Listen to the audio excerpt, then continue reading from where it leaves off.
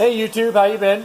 Jumping back on the blue WRX behind me. As you can see, I've already been jumping on the bodywork, getting everything all up to par, and basically up to the quality that I'm looking for. But yeah, with that said, stay tuned.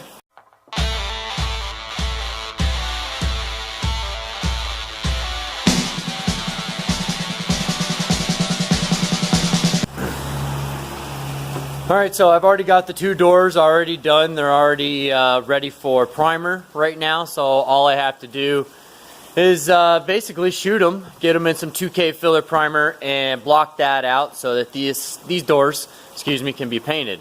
So with that said, we've got a couple other dents and issues and whatnot. And then underneath here, as you can see, I've got it labeled as metal repair. The reason why it is as you can see the split here, and there are some rust issues that are coming through. You can see the bubbling and whatnot. So we know that it is rusting from the inside out. The reason why you know that is because the outside is sealed with paint. There's no bare metal being exposed, so we know that the outside is not the reason for it. It's the inside. I'm looking at the crack here, and I obviously know that that is probably the perpetrator to a lot of this corrosion. So with that said, I'm going to go ahead and as you can see, the little chunker that's been cut out, obviously this is going to have to be patched and metal worked. But you know, everybody knows about the company Subi Savers.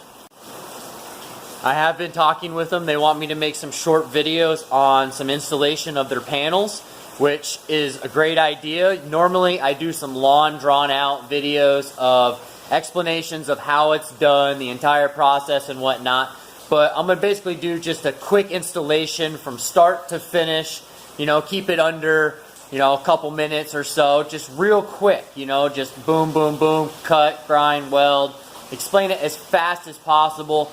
And obviously, if you guys are looking for a long drawn out process of looking how the actual job is done step by step, you can still come back to my channel, but this is just something that they're looking for their website in general.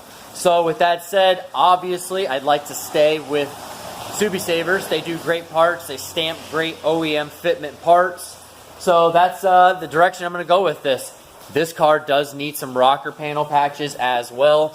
You can come down here, as you can see, you know, there's some holes here. You know, I shouldn't be able to reach inside of there. That's going to be no moss, it'll be no more, you know. So this guy's going to be my buddy today, and he's going to be my little helper. We're going to run around this thing, try and get just as much body work done today as possible. Just try to kill the day, basically. Yeah. Alright, so throughout on the other side, as you can see, I wanted to wait to show you how to do it from start to finish. So with all of the paint marker, as you can see on the car, those are all your little dings and pings. In order to achieve them all and make sure that you don't miss any, is basically use the glare. As you can see the light, I've got the door open right now. Even though it's miserable and raining outside, you can still utilize the sunlight to show you all the imperfections on the body. You know, as I move back and forth, you can see that there's a dent. So I'm going to point out the dent right here in this area, and then I'm going to show you the light. You see how it pops and shows itself a lot more, versus if you come to here, you can't even really see that dent. So you want to basically sit at the front of the vehicle and move back and forth and use the light spectrum to shine off of each and individual imperfection. It takes a while. Yes, of course it does. But it's worth it. You know, you want to be able to do a good job and see all of those waves, and you basically want this panel to look like a sheet of glass. You want it to be perfect as best as possible. I mean, obviously, we're not painting this thing black. Because I'll tell you right now, if we were painting it black, I really would have to go through this thing a lot better than I did on the other side. For the sheer fact that it's going to look great outside, but if I were to paint it black, you really don't have to move back and forth to get the light to pop off of it, because black is not a color, guys. It's a shade. It's literally going to reflect and show every single imperfection that you put into that car. There's nothing much you can do about that. All right, so you got to look at it as your sand scratches, anything that you have for soakage as far as primer, anything like that. Any kind of imperfection is really going to shine on a black paint job. Now, you can get away a lot with white. White, again, is not a color. Black and white, they're shades, guys. They're not colors. So, white, I hate this saying, guys. I hate it. But if it ain't right, you paint it white. It does hide a lot. Black, not so much. It actually doesn't hide anything at all. It's going to get dirty a lot faster. It's one of those things that you have to really be attentive to in order to keep it nice for a long time. But really, that's just really any paint job, you know. So you want to take time and make sure you park in the nosebleeds after, so no one else is dinging your shit after, you know, because nobody wants, you know, obviously to come out to their car being molested by someone else just so they can get a picture of it or next to it, or go run to the local Walmart and you need to get some groceries and you come back and you got a bunch of these dings all over your frickin' baby because some jerk is living the Walmart life just like you know. So it is what it is, right? So if you're gonna keep it nice, there's a lifestyle that you have to live in order to do so. But enough rambling. I guess I'm just going to get back to work because it's not going to fix itself.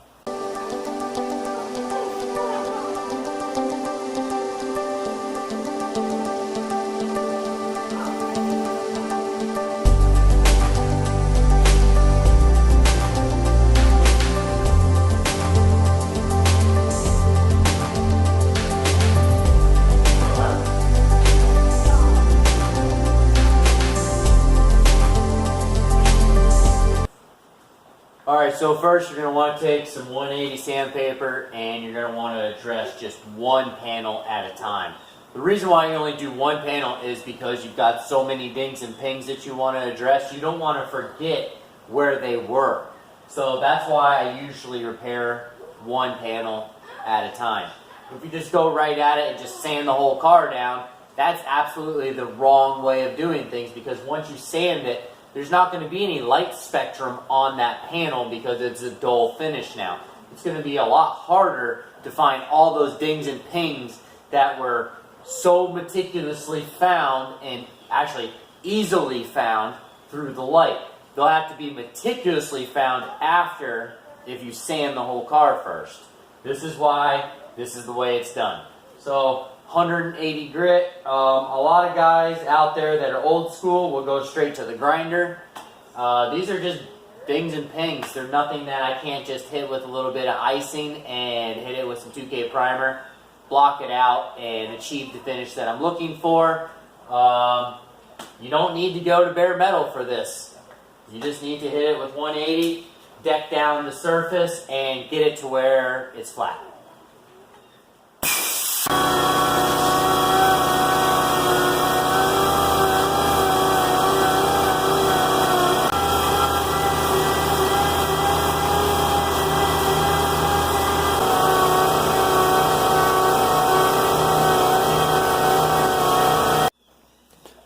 Alright, so I started hitting the panel with the 180 grit, and as you can see right here, there's a dent that's been exposed.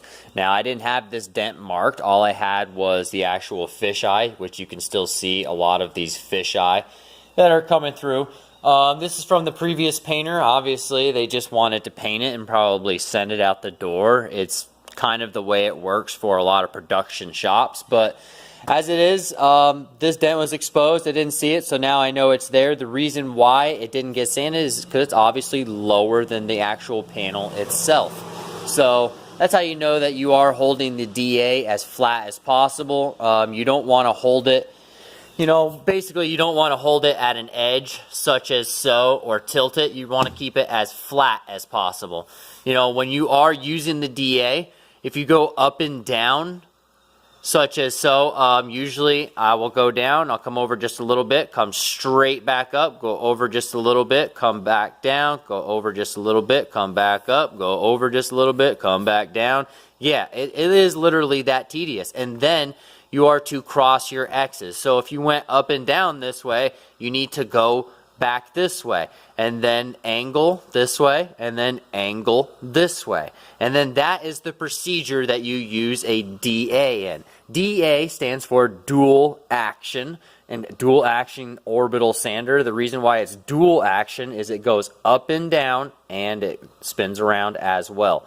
So you see up and down, see how the swivel, it's up and down, and it's turning around also. So it's dual action.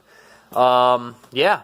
With that said, so now, basically, we're going to go and try and sand this out a little bit more. We're going to have to bring it down. Now, the fisheye is pretty deep. I can already tell that it's down to the primer, so there's a really good chance that I'm going to end up meeting the bare metal itself.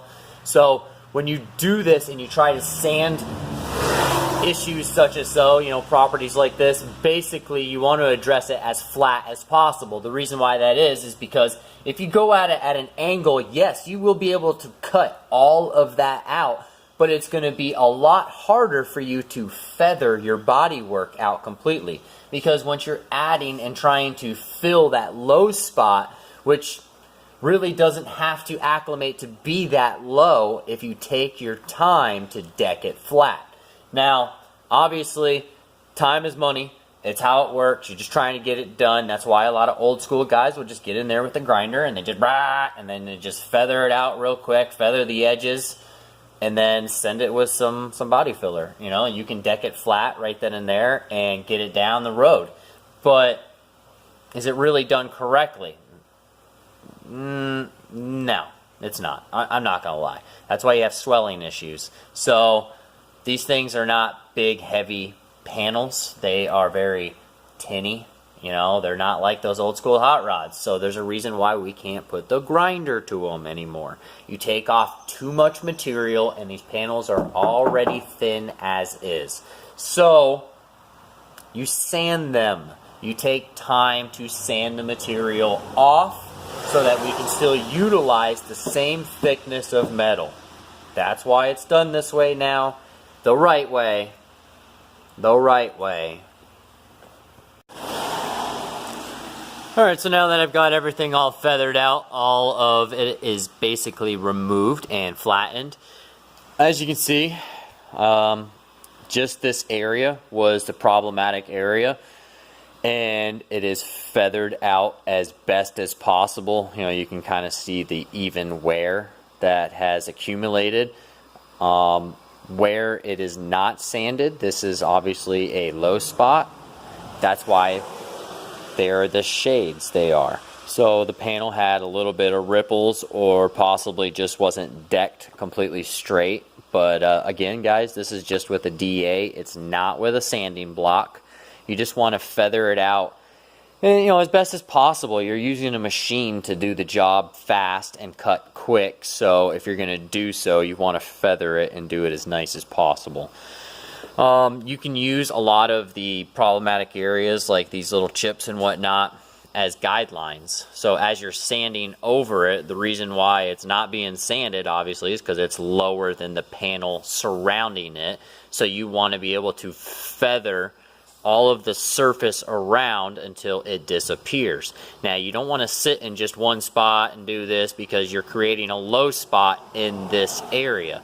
So I had just this area to repair, but the feather is all the way out. Now, obviously, I've cut it off here because the panel doesn't stretch that far. It cuts off, but I'm able to use the edge of the door as a straight guideline, because I know this edge is perfect. I can actually run on top of this edge and create all of this to be perfect. Well, not perfect. There's no such thing as perfect, but as flat as possible. And I hope you understand. So now, basically, I'm able to hit this with just some icing, sand it with some 180 after, hit it with some, just like a block. Basically, that's what you're going to want to do after. No more power tools. It's all hand from here. That's the best way to achieve it and do it right the first time. My uncle used to he used to have a pretty good saying, and it was called the one coat wonder. You know, you don't necessarily have to do that nowadays, where you throw a crap ton on there and then you sand it until it's perfectly. You know, if you take your time, that when you're applying it on, to apply it as flat as possible. Then you can use the light spectrum, because it is pretty shiny when you put it on.